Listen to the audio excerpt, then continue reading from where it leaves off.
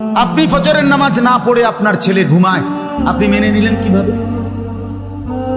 আপনার মেয়ে 14 বছরের যুবতী সুন্দরী মেয়েটা এতটা টাইট কাপড় পরে, 8-7 কাপড় পরে, এতগুলো পাউডার সুনু ফেয়ার এন্ড লাভলি লাগাইয়া এ বুড়ি বাইরে যায়, আমনে মা তাকাইয়া রইছেন, আমনে যে মাতেন না যে জি কারে দেখাইতে যাও?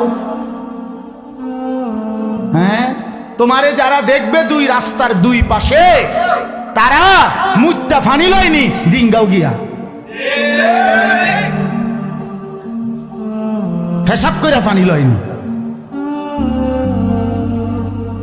রাক্ষসের মতো যারা হা করে তাকিয়ে দেখে রাস্তার বেপর্দা বোনকে, ওই অপদার্থ, ওই অসভ্য, তাকে দেখার জন্য আপনি আপনার সামনে দিয়ে আপনার মেয়ে বেপর্দা বেহায়া বের হলো, আপনি মা না? আপনি বাবা না? আপনি আপনার সন্তান চিনেন না? আস্তাগফিরুল্লাহ। এক মানুষের জীবনের সবচেয়ে বড় সম্পদ তার স্ত্রী সন্তান নাকি সোফা? কথা কন, আরে বলেন না, সবাই বলেন। এক মানুষের জীবনের সবচেয়ে বড় অর্জন বিল্ডিং নাকি স্ত্রী সন্তান? তো তাইলে আপনি দি বিল্ডিং এর মধ্যে ডিজাইন করতে করতে ডিজাইনের রগ রেশা উঠে গেছেন, কিতা ঘটনা কিতা? আপনি যে দরজার মধ্যে নকশা করতে করতে ওনার দরজাই খুঁজে পাওয়া যায় না নকশার কারণে। কথা বলেন না কেন? সোফার মধ্যে নকশা করতে করতে আপনি দিটার মধ্যে কত জাতের নকশা করলেন, আপনি সোফার কত নকশা করলেন, আপনি ঘরের কত নকশা করলেন, কত রঙে সাজাইলেন, কত কালারের রং দিয়া বিল্ডিং সাজাইলেন। তো আপনার স্ত্রীর জীবন সাজাবেন না?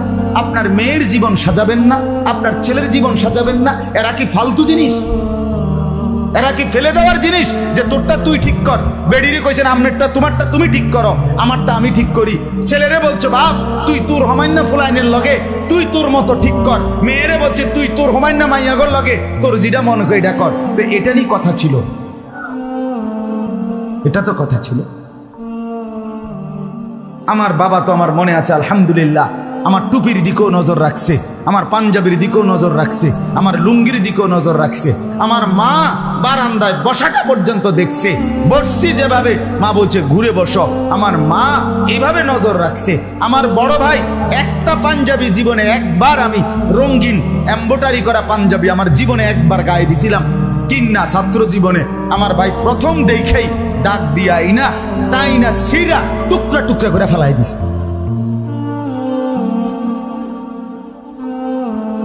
সন্তানকে গে করবে সমবয়সী বন্ধুরা? কথা বলেন না কেন? ছেলেটা তার সামান্য বন্ধুর লোকে মিললেনি চরিত্রবান হবে, মেয়েটা বুঝিয়ে তার সামান্য মাইয়াগর লোকে একটা চরিত্রবান হবে। হ্যাঁ, বেডি বুঝিয়ে হে ঘরের বাবিরি লইয়া অটো দিয়া মার্কেটে যায় আইয়ে এ বুড়ির লগে নিয়ে বুড়ি রাবে অবশ্রী হইব। কথা বলেন, আমার কথা নয় তো আমারে ফিরাই দেয়, আমার কথা আমাকে ফেরত দেয় যদি বুঝে না।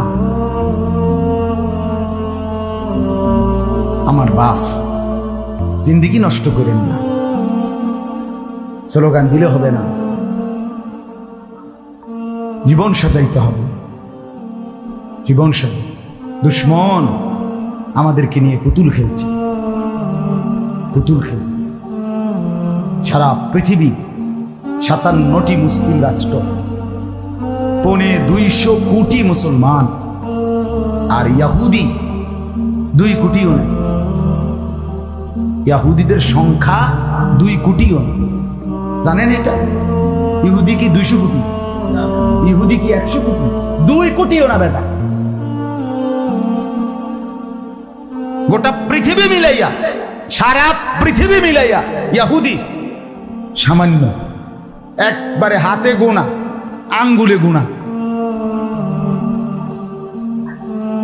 তামাশা খেলছে আমাদের সাথে,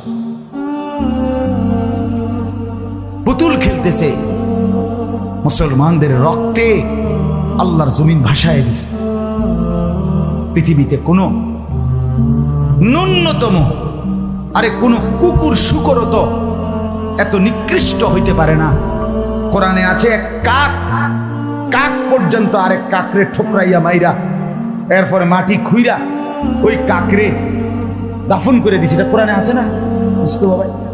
আর এই নির্মম পশুরা হাসপাতালে চিকিৎসাধীন ফিলিস্তিনের মধ্যে মুসলমান, নির্যাতিত মুসলমান, মজলুম মুসলমান চিকিৎসাধীন হসপিটালের উপরে বিমান হামলা করে, বোমা হামলা করে একই হসপিটালে 500 মুসলমানকে শহীদ করে দিয়েছে গতকাল। আপনি বলেন নির্মমতার কতটা নিচে নেমে গেছে, পাষণ্ডতার কতটা সীমা ছাড়াই গেছে। যুবক বন্ধু, কার মতো চুল বানাইলা? হ্যাঁ, কার মতো? খোঁজ নাও, আজকে খোঁজ নাও। আমি চ্যালেঞ্জ করলাম, এই চুল ইহুদিদের চুল। আমি বললাম এই চুল ইহুদিদের চুল। পৃথিবীর সমস্ত দুষ্টামি, পৃথিবীর সমস্ত অসৎ কাজ, পৃথিবীর সমস্ত দুর্বিসন্ধি, পৃথিবীর সমস্ত গ্যাঞ্জাম, পৃথিবীর সমস্ত মারামারি, আন্তর্জাতিক বিশ্বের সমস্ত অস্থিরতা, এই সবটা এই বেঈমান ইহুদিদের তৈরি। এমন কোনো অন্যায় নাই, এমন কোনো অপরাধ নাই এটা হেরা করে না। সমস্ত দুষ্ট বুদ্ধির হেড অফিস, হেডকোয়ার্টার ইহুদিদের মাঠে। শয়তানির সমস্ত হেড অফিস।